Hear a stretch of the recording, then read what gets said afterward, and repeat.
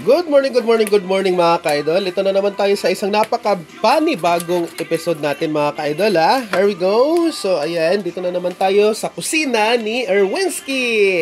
Here we go. Ang lulutuin na naman natin mga ka-idol. Kahapon po ay tilapyang walang kamatayan. Ngayon din ay tilapyang walang kamatayan. Here we go mga ka-idol. Ayan pa rin. Pero yung kahapon mga ka-idol, iba yung pagluto natin mga ka-idol ha. Alright. So ngayon, ito, napaka-special po ng lulutuin natin mga ka-idol. Paksiw na tilapyang walang kamatayan. Here we go! Ayan. So, nilagay ko dyan, instead na mga ka-idol, mantika po ng coco at saka ng palm. Ang nilagay ko po is butter para mas masarap yung kanyang sabaw mga ka-idol. Then, kamayin na lang natin mga ka-idol ha. Direct na lang natin. Alright, ayan. Ibig kamayin, ayan. Tapos, simikos-mikos lang natin mga ka-idol. Ayan. Mikos-mikos lang.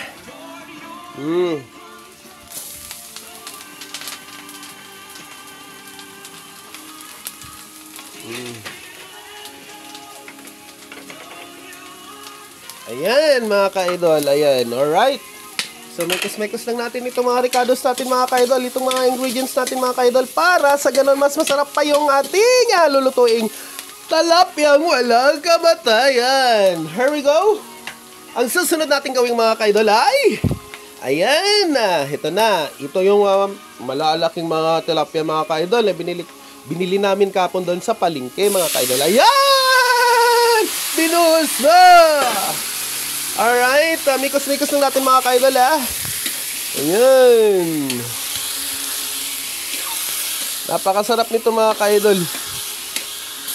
Paksiw lang natin. Tapos nagluto yung anakyons ko doon sa kabila po. Alright, nagluto po yung anakyons ko doon ng tortang talong para sa pamahaw. Pamahaw, ibig sabihin ng pamahaw po sa Bisaya. Yan po yung pamahaw. Breakfast po sa English at saka umagahan sa Tagalog. Here we go.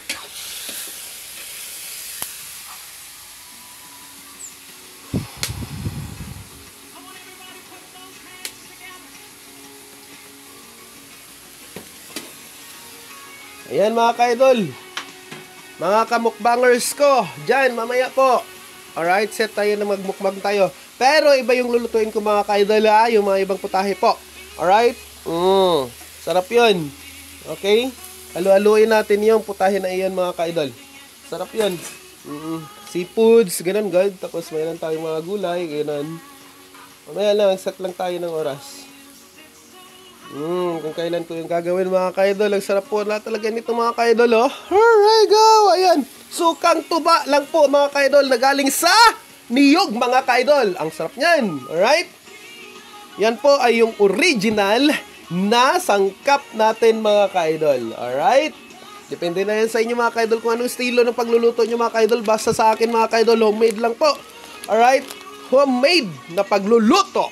Alright.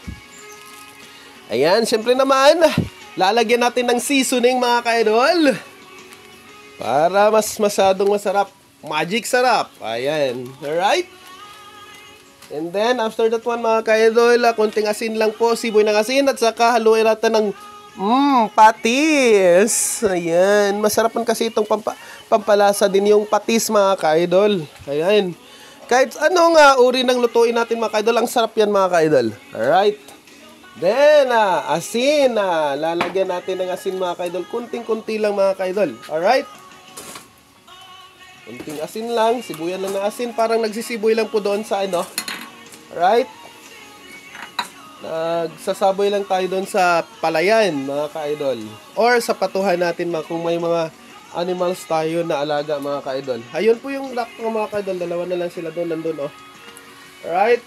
Naghihintay yan mga ka-idol, yung mga mumho, kung tawag pa sa Bisaya mga ka-idol. Yung tira-tira god, mumho yan ang tawag sa Bisaya mga ka-idol. Then, don't forget to lagay-lagay ng paminta. Ito yung napakasarap mga ka-idol. Alright, paminta. Kung sa padikya. Yan.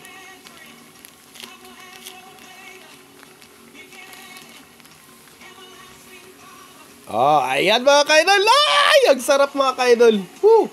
Amoy pa lang ulam na. Ang ganda ga kasi dito magluto mga ka-idol. Pag alam nyo magluto mga ka-idol, sos, simbahan sa Ginoo. Simbahan sa katawan. Alright? Katawan. Ibig sabihin ng katawan mga ka-idol, kung yan mga tao po yan, o people. Ibig sabihin ng simbahan, church. Ayan. Here we go. Sarap talagang magluto. Alright? Basta dito lang sa bahay mga ka-idol. Hindi mo na kailangan lumabas kasi yung yung niluluto nila sa labas mga ka-idol, isang sangkap lang yan eh. Oo. Gisa-gisa lang yan. Oo. Depende na yan sa iyo kung paano yung napasarapin mga ka-idol. Oo. Ayan. Ayan po yung anakins ko mga ka-idol. Dalawa po yung natin. Ito, dirty kitchen at doon yung lababo talaga natin mga ka-idol. Pero, ayan, kaway-kaway ka naman dyan. Anakins, hello. Yan, yun ang chef, magiging chef. Sinabihan ko siya mga ka-idol, hindi lang po, isang skills lang po yung mas maraming skills po, mas maraming alam, mas mabuti. Here we go. Yan. Araw-araw mga ka-idol, mayroon tayong matutunan. Right? Sabi nga ni John Dewey, alright, yung pinaka-the best na researcher among the rest, na hanggang ngayon nire-revise na nila, ginamodifies na nila mga ka-idol. Every day is a learning process. Learning process is the key of your knowledge and skills, and you are going to develop every day. Yan ang sinabi ni John Dewey mga ka-idol. Maraming mga researchers na binabasa ko mga ka-idol. Mga basis ko yan yung mga ka-idol at dine-develop ko yan hanggang ngayon. Kaya, say no. Ginagamit lang tayo ng mga, alam nyo na mga ka-idol, yung katalinuhan natin. Hindi man ako matalino mga ka-idol, pero they believe on me. Lagi na lang ako, wag na lang tayo magsalita. Baka mga mga ka-idol, ang sarap nito mga ka-idol. Ang sarap talaga yan. Raps yan mga ka-idol. Here we go. Sige. Don't forget to subscribe my channel mga ka-idol ha. And click the notification bell. And then follow and comment lang po, yung mga positive comment lang natin mga ka-idol. If you are going to bash me, alright lang mga gyapon mga ka-idol, and then talk personally with me. Alright. Ayan. Thank you. God bless us all.